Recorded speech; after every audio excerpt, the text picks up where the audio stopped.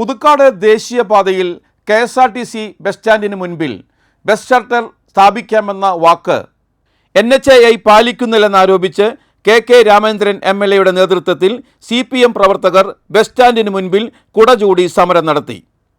ദേശീയപാത 544 ആമ്പല്ലൂർ ജംഗ്ഷനിലെ അടിപ്പാത നിർമ്മാണവുമായി ബന്ധപ്പെട്ട് വരുത്തിയ ഗതാഗത പരിഷ്കരണത്തിൻ്റെ ഭാഗമായി പുതുക്കാട് KSRTC സ്റ്റാൻഡിന് മുൻപിലെ U-ടേൺ നേരത്തെ അടച്ചിരുന്നു. KSRTC ബസ് സ്റ്റാൻഡിന് മുന്നിലെ നിരന്തരമായ അപകടത്തെ തുടർന്ന് U-ടേൺ അടച്ചതിൻ്റെ ഭാഗമായി തൃശൂർ ഭാഗത്തേക്കുള്ള ബസ്സുകൾ സ്റ്റാൻഡിൽ കയറാതെ ഹൈവേയിൽ നിർത്തി ആളുകളെ കയറ്റിയിരുന്നു.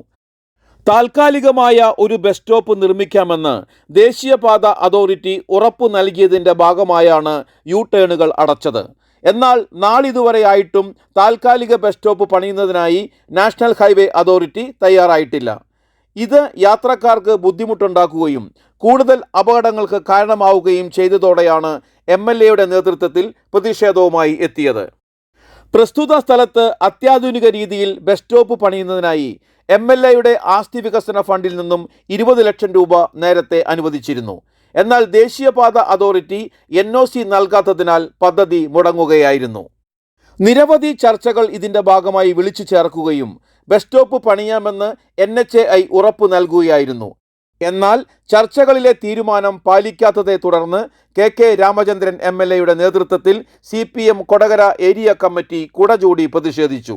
Kodakara area secretary PK Sivaraman അധ്യക്ഷത വഹിച്ചു. Puthukkad local committee secretary Aljo Pulickan, area committee അംഗം KJ ഡിക്സൺ, ഏരിയ കമ്മിറ്റി അംഗവും പറപ്പൂക്കര ഗ്രാമപഞ്ചായത്ത് പ്രസിഡന്റുമായ EK അനൂപ് എന്നിവർ പ്രസംഗിച്ചു. സമരത്തെ തുടർന്ന് ടോൾ പ്ലാസ അധികൃതർ സ്ഥലത്തെത്തി ബസ് സ്റ്റോപ്പ് നിർമ്മിക്കുമെന്ന് MLAക്ക് ഉദ്യോഗസ്ഥർ ഉറപ്പു നൽകി. പുതുക്കാട് KSRTC ബസ് സ്റ്റാൻഡിൻ്റെ മുൻവശത്ത് പുതുക്കാട് നിന്ന് തൃശ്ശൂരിലേക്ക് പോകുന്ന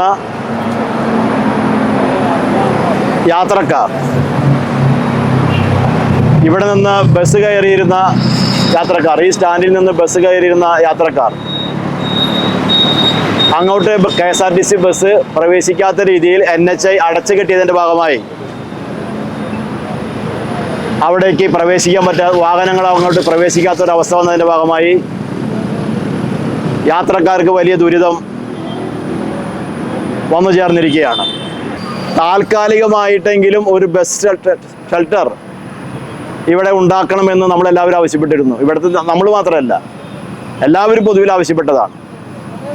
അതിനടിസ്ഥാനപ്പെടുത്തി നമ്മൾ MLA എന്ന നിലയിൽ കത്തുകൾ കൊടുത്തു, ചർച്ച നടത്തി, കളക്ടർ സാന്നിധ്യത്തിൽ ചർച്ച നടത്തി. താൽക്കാലികമായ ബസ് ഷെൽട്ടർ ഉണ്ടാക്കാം NHAI ഉറപ്പ് നൽകിയിട്ട് 1 മാസം പിന്നിടുകയാണ്. നമുക്കറിയാം, നമ്മുടെ ആമ്പല്ലൂരുമായി ബന്ധപ്പെട്ടുകൊണ്ട് ഒരടിപ്പാതയുടെ നിർമ്മാണവുമായി ബന്ധപ്പെട്ടുകൊണ്ട് നിരവധിയായ ഗതാഗത പരിഷ്കാരങ്ങൾ NHAI നേതൃത്വം നടപ്പിലാക്കുകയുണ്ടായി. ഇതുമായി ബന്ധപ്പെട്ട് നിരവധി യോഗങ്ങൾ ചേർന്നു. ആ യോഗങ്ങളിലെ ഗതാഗതം സുഗമമായി നടക്കുന്നതിന് കൃത്യമായ ഉറപ്പുകൾ നൽകിയിരുന്നു. പക്ഷേ ആ നാളിതുവരെ ആ ഉറപ്പുകളൊന്നും പാലിക്കപ്പെട്ടില്ലെന്ന് മാത്രമല്ല, ഏറ്റവും ദുസ്സഹമായ രീതിയിൽ വികസനം വരുമ്പോൾ സാധാരണ ജനങ്ങൾക്ക് കുറച്ച് കാലത്തേക്ക് ഒരു ബുദ്ധിമുട്ടുണ്ടാവും. ദീർഘകാലമായ ഒരു വികസനം സംജാതമാകുമ്പോൾ ഒരു ചെറിയ കാലഘട്ടത്തേക്ക് ഒരു ബുദ്ധിമുട്ട് സഹിക്കാൻ ജനങ്ങൾ തയ്യാറാണ്. പക്ഷേ ഒരു കാരണവശാലും ഒരു സന്ധി ചെയ്യാതെ ഏറ്റവും മോശമായ രീതിയിൽ ജനങ്ങൾക്കൊരു ജീവിത സാഹചര്യം എടുക്കുന്ന രീതിയിലാണ് ഇപ്പോൾ ഗതാഗത സൗകര്യങ്ങൾ ഒരുക്കിയിരിക്കുന്നത്. തൃശ്ശൂർ ഭാഗത്തേക്ക് പോകുന്ന ബസ്സുകൾ നിർത്തുന്ന ഈ പ്രദേശത്ത് സ്റ്റാൻഡ് നിർമ്മിക്കണമെന്നത് വളരെ പ്രധാനപ്പെട്ട ഒരു ആവശ്യമായി ഉന്നയിക്കപ്പെട്ടിരുന്നു. NHAI അതിനു വേണ്ടിയുള്ള നിലപാട് സ്വീകരിക്കുന്നതിലും അതുപോലെ തന്നെ ബന്ധപ്പെട്ടവർ അത് എടുക്കുന്നതിലൊക്കെ വലിയ കാലതാമസം ഉണ്ടാകുകയാണ്. ഇപ്പോഴും ദേശീയപാതയുടെ പാലാരിഷ്ടതകൾ പോലും പരിഹരിക്കാൻ നാഷണൽ ഹൈവേ അതോറിറ്റിക്കോ അതുമായി ബന്ധപ്പെട്ടുകൊണ്ടുള്ള കരാറുകാർക്ക് കഴിയുന്നില്ല എന്നുള്ളതാണ് യഥാർത്ഥത്തിൽ സംഭവിച്ചുകൊണ്ടിരിക്കുന്നത്. വീണ്ടും ഒരു ജനകീയ സമരത്തിന് MLAക്ക് തന്നെ നേതൃത്വം കൊടുക്കേണ്ട സ്ഥിതിയിലേക്ക് കാര്യങ്ങൾ മാറുകയാണ്. ദേശീയപാത അതോറിറ്റിയുടെ ഒരു ധൈര്യം എന്ന് പറയുന്നത് എന്ത് തോന്നിവാസം ചെയ്താലും ഞങ്ങളോട് ചോദിക്കാൻ അവരുടെ മുകളിലിരിക്കുന്ന കേന്ദ്ര ഗവൺമെന്റിന്റെ ഒരാളും തയ്യാറാവില്ല എന്നതാണ് ദേശീയപാതയ്ക്ക്.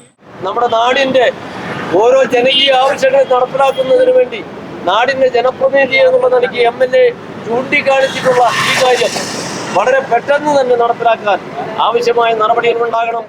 KSRTCയിലേക്കുള്ള ഈ പാത അടയ്ക്കൽ വഴി വൈകുന്നേരമായാലും മറ്റുള്ള സമയങ്ങളായാലും ഓരിച്ചെരിയുന്ന മഴയത്ത് പോലും സ്കൂളിലേക്കും മറ്റാവശ്യങ്ങൾക്കും പോകുന്ന കുട്ടികളടക്കം രക്ഷിതാക്കളടക്കം മഴ കൊണ്ട് നിൽക്കുന്ന ഒരു സാഹചര്യം വേദനാജനകമാണ്.